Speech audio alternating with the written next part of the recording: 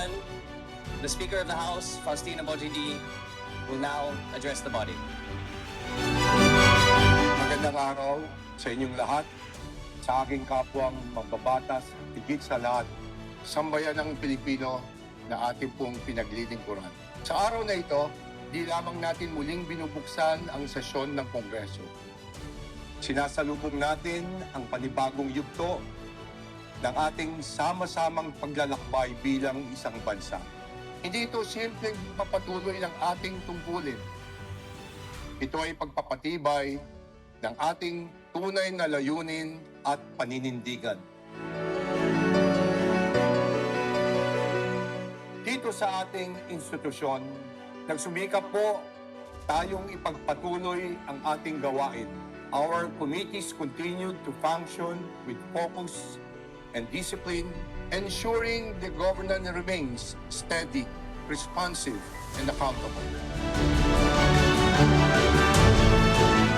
Thank you for your leadership, your diligence, your steadfast commitment to duty.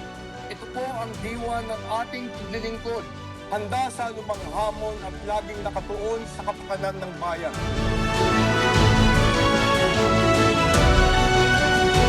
Wala po kaming ibang hangarin, kundi makapaglingkod at gawin ang aming mga responsibilidad dito sa Kamara.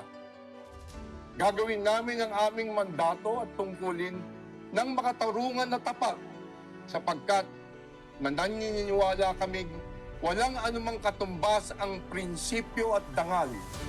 Sa bawat desisyon, isa lang ang aming gabay, ang aming pananagutan sa inyo at sa buong bayan. We resume our session as we called not only to act, but to act with purpose, discipline, and resolve.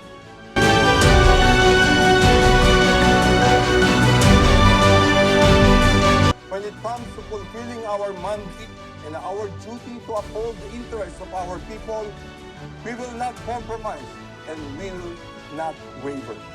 So let us move forward with conviction, unity, and purpose. Maraming salamat po. Mabuhay ang kapulungan ng kinatawan. Mabuhay ang sambayan ng Pilipinas.